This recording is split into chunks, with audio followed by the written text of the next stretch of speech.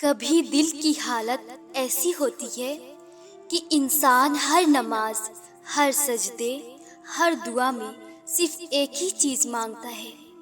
یہ کیفیت محض اتفاق نہیں ہوتی، بلکہ ایک خاص روحانی اشارہ ہوتا ہے کہ اللہ چاہتا ہے کہ تم اس مقام پر جم جاؤ۔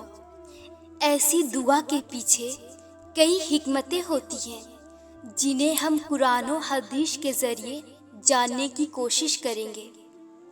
پہلی نشانی ہے دل کی گہرائی سے نکلنے والی صدا۔ قرآن میں اللہ فرماتا ہے، اپنے رب کو گڑ گڑا کر اور چپکے پکارو، بے شک وہ حد سے بڑھنے والوں کو پسند نہیں کرتا۔ جب دل سے گڑ گڑا کر کوئی دعا نکلے اور بار بار نکلے تو یہ اس کی دلیل ہے کہ وہ دل کی گہرائیوں سے رب کو پکار رہا ہے۔ دوسری نشانی ہے زندگی کی ہر راہ اسی دعا سے جڑی ہوتی ہے۔ جب ایک دعا تمہاری زندگی کا مرکز بن جائے تو دراصل تمہاری عبادت، تمہاری ترجیحات اور تمہارا مقصد حیات اسی سے جڑ گیا ہوتا ہے۔ تیسری نشانی ہے وقت گزرنے کے باوجود زبان وہی دعا دہراتی ہے۔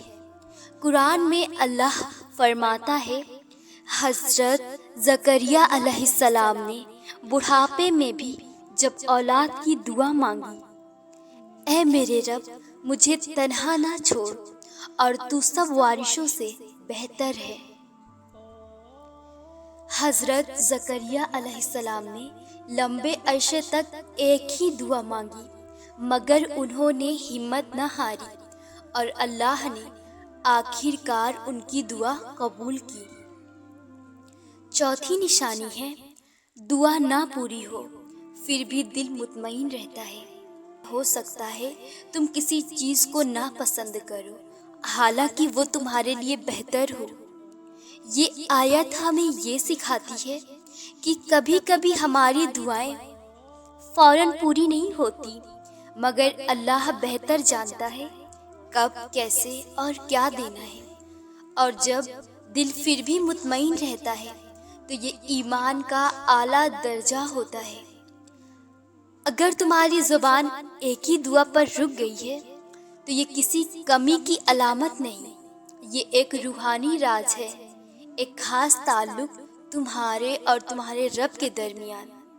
یاد رکھو، اللہ اس وقت تک اکتا نہیں جاتا جب تک تم اکتا نہ جاؤ، بس مانگتے رہو، کیونکہ وہ رب ہے جو دیر کرتا ہے، انکار نہیں۔